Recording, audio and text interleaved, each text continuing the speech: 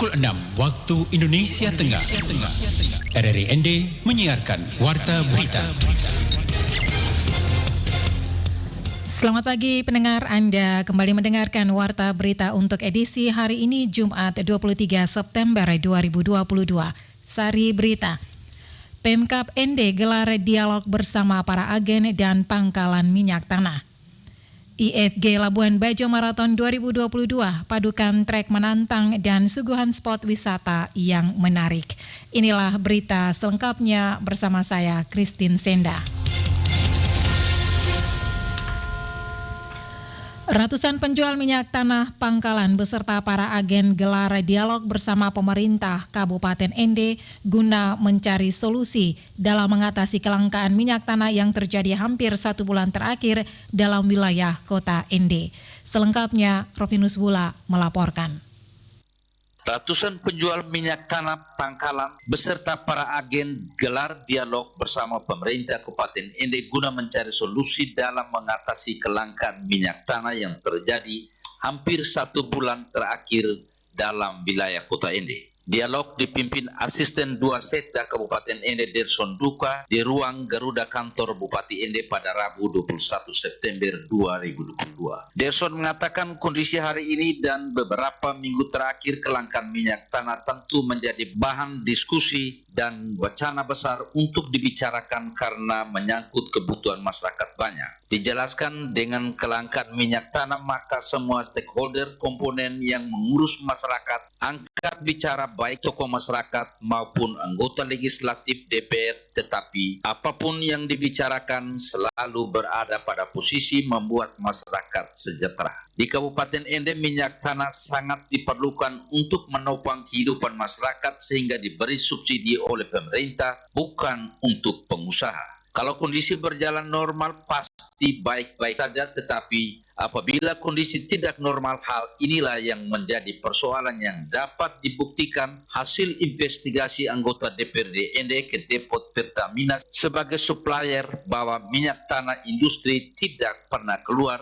Yang keluar hanyalah minyak tanah subsidi untuk masyarakat, sementara industri masih tetap berjalan. Pemerintah dalam konteks regulasi pemerintah itu, pemerintah sudah mengatur semuanya. Pemerintah kan sebagai pengatur dia mengatur semua, makanya ada aturan, ada undang-undang migas, ada peraturan presiden, ada peraturan menteri SDM. Ketika dia berpraktek di lapangan itu yang berubah. Tapi apapun juga yang terjadi di lapangan, pemerintah tidak secara langsung, tapi masyarakat ini juga masyarakat tidak pemerintah. Derson mengatakan upaya untuk mensejahterakan masyarakat termasuk penyaluran minyak tanah, pemerintah sudah mengatur semua. Namun ketika ada oknum melakukan praktek penyelewengan di lapangan, maka terjadilah persoalan dan harus menjadi tanggung jawab bersama, bukan menjadi tanggung jawab pemerintah semata. Semua komponen harus berperan aktif ikut mengawasi. Lanjut Derson, jika persoalan kelangkaan minyak tanah masih terus berlanjut, pemerintah bisa menempuh kebijakan untuk mengurangi jumlah pangkalan supaya mudah untuk dikontrol, tegas Derson. Sementara sejumlah agen mengatakan penyaluran minyak tanah ke masing-masing pangkalan yang diatur pemerintah sejak awal Januari sampai saat ini berjalan normal. Tidak ada penyelewengan, mungkin saja persoalan yang terjadi ketika minyak sudah ada di pangkalan. RRI Rovinus Bula melaporkan. Ujian ANBK yang diselenggarakan oleh Satuan Pendidikan Menengah Pertama Negeri 1 Atap Eko-Reko Kecamatan Pulau ND, Kabupaten ND berjalan sukses meskipun di tengah keterbatasan fasilitas. Selengkapnya disampaikan Lady Badin.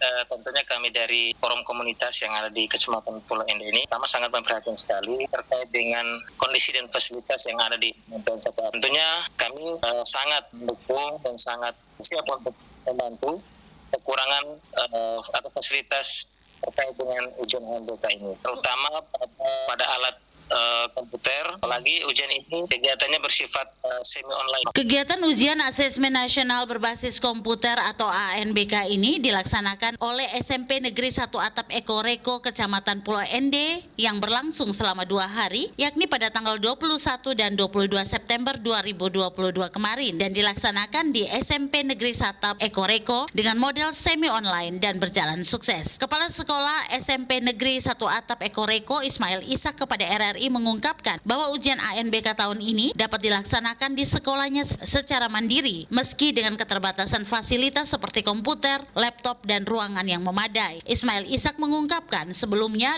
pada 2 tahun berturut-turut siswa-siswi SMP Negeri 1 Atap Eko Reko harus melaksanakan ujian ANBK di sekolah lain, yakni di sekolah SMP Negeri 2 Nangapanda yang berjarak 6 km pulang dan pergi karena ketiadaan fasilitas komputer dan laptop di sekolahnya. Kami melaksanakan kegiatan ANBK dari hari tanggal 20, 21, 22. Sebelumnya itu Satap Eko Reko itu hanya ikut menumpang di SMP Negeri 2 Nangapanda karena kekurangan fasilitas. Saya berusaha dan bersama dengan teman-teman dari berbagai pihak seperti komunitas Kota Jogo sebagai pemerhati pendidikan, ya memberanikan diri untuk melakukan kegiatan secara mandiri semi online di sekolah kita sehingga tidak membebankan anak-anak untuk turun sepanjang 6 kilo bolak-balik dan sangat membebani dan menghabiskan banyak biaya. Lebih lanjut, pihaknya mengucapkan terima kasih kepada semua pihak yang sudah peduli dan membantu mensukseskan ujian tersebut, khususnya bagi komunitas Kota Jogo yang begitu membantu fasilitas server dan perangkat komputer. Pihaknya juga berharap kepada dinas terkait untuk memperhatikan kekurangan yang ada di sekolah tersebut seperti kekurangan ruang kelas, kekurangan guru mata pelajaran, dan kekurangan fasilitas penunjang lainnya. Kami punya laptop cuma hanya beberapa orang guru yang punya laptop, tidak punya komputer di sekolah kami. Memang ada bantuan dari dinas tentang itu ada komputer, tapi itu harus kita pakai dengan harus pulsa data, harus kita beli. Itu kita tidak bisa gunakan karena mengingat beban biaya. Ke sekolah kami ini sekolah kecil. Untuk diketahui, ujian ANBK ini diikuti siswa SMP Negeri 1 Atap Eko Reko sebanyak 14 orang siswa dan 2 pengawas ujian ANBK. RRI ND Lady Badin melaporkan. Kita beralih ke berita lainnya.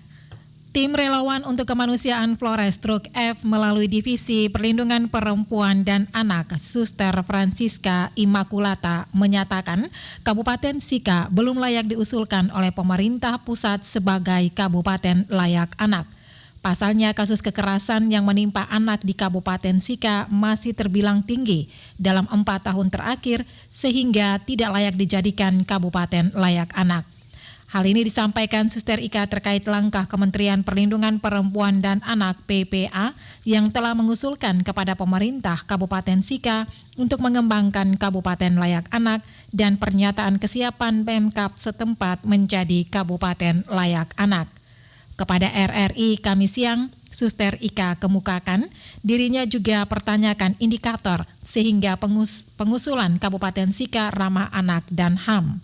Sementara terkait dengan penanganan dan pengamalan terhadap kasus kekerasan anak perempuan usia 6 tahun yang disiksa pamannya sendiri, Suster Ika katakan saat ini korban masih tinggal bersama Kepala Desa Nangahale.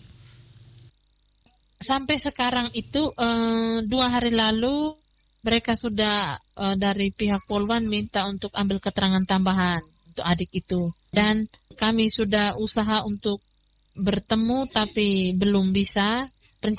Rencananya hari ini kami mau ke Nanghale, tapi Bapak Desa itu ke Lebo Mada dengan adik kecil itu, jadi tidak bisa dan kami janjian untuk besok untuk bisa bertemu dengan mereka.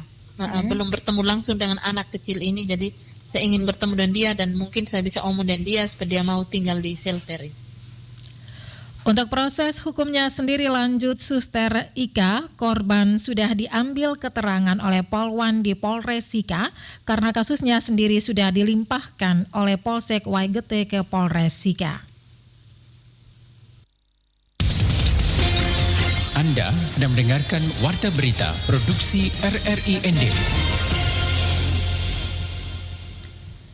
Secara umum wilayah Nusa Tenggara Timur akan memasuki awal musim hujan tahun 2022-2023 pada akhir Oktober atau Oktober dasarian ketiga sampai dengan akhir bulan November 2022.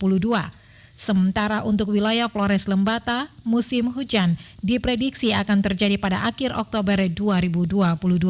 Laporan Veranda Garus. Fenomena La Nina diperkirakan akan terus melemah dan menuju netral pada periode September hingga November 2022. Sementara itu, fenomena IOD diperkirakan akan tetap negatif hingga Januari 2023. Kombinasi dari kedua fenomena tersebut diperkirakan akan berkontribusi pada meningkatnya curah hujan di Indonesia. Pada tahun 2022 ini, BMKG telah meluncurkan informasi normal iklim baru menjadi sebanyak 28 zona musim di Nusa Tenggara Timur. Senior Climate Forecaster Nusa Tenggara, Hamdan Nurdin kepada RRI menjelaskan, dari total 28 zona musim di Nusa Tenggara Timur, sebanyak 1 zona musim diperkirakan akan mengawali musim hujan bulan Oktober 2022 mendatang. Perkiraan awal musim hujan yang diprediksi akan terjadi terlebih dahulu yaitu di wilayah Manggarai bagian tengah, itu diprediksi akan memasuki awal musim hujannya pada akhir bulan Oktober 2022 ini. Puncak musim hujan tahun 2022-2023 di wilayah Nusa Tenggara Timur diperkirakan umumnya terjadi pada bulan Januari 2023. Musim hujan ini juga diperkirakan akan datang lebih awal dibandingkan normalnya, dengan sifat hujan yang mirip atau sama dengan kondisi hujan biasanya. Sedangkan kalau kita lihat perkiraan sifat musim hujan tahun 2022-2023 ini diprediksi akan berada pada kondisi normal hingga bawah normal. Adapun yang diprediksi akan sifat musim hujannya berada dalam kondisi bawah normal diantaranya yaitu Pulau Rotendao, kemudian Pulau Sabura juga, kemudian Pulau Sumba yaitu bagian utara dan Sumba bagian barat. Dalam menghadapi musim hujan 2022-2023, BMKG menghimbau seluruh masyarakat untuk tetap mewaspadai wilayah-wilayah yang akan memasuki musim hujan lebih awal dibandingkan normalnya. Di sisi lain, dengan musim hujan yang tiba lebih awal dapat dimanfaatkan pada sektor pertanian untuk mengawali aktivitas musim tanam. RRI ND Veranda Garus melaporkan. Jumlah pengunjung ke situs rumah pengasingan Bung Karno ND terus meningkat tiap bulannya hingga mencapai 500-an orang. Reporter Suimam melaporkan.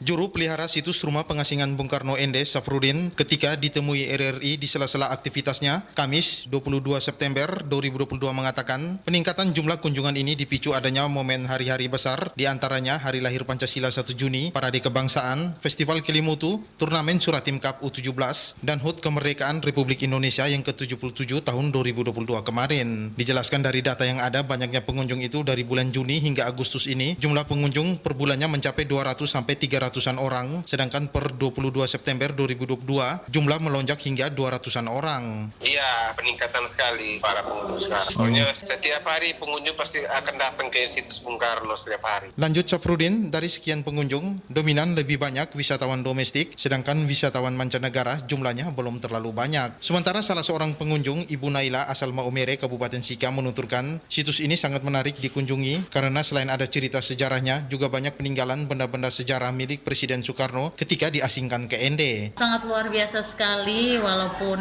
sudah lama ya Bung Karno itu ketika pada pengungsian itu sebelum Indonesia merdeka, tetapi barang-barang peninggalannya masih ada, masih bisa kita lihat seperti ini. Ini luar biasa dan saya sengaja membawa keluarga sehingga anak-anak saya pun bisa melihat dari dekat sejarah perjuangan bangsa ini, sejarah Bung Karno selama diasingkan di ND. Ditambahkan semoga situs ini tetap terjaga kelestariannya sehingga kelak anak-anak dan cucu khususnya generasi bangsa ini bisa melihat kembali sejarah Presiden Soekarno mengilhami Pancasila di ND sehingga bisa menjadi bekal bagi mereka untuk semangat berjuang mempertahankan kemerdekaan.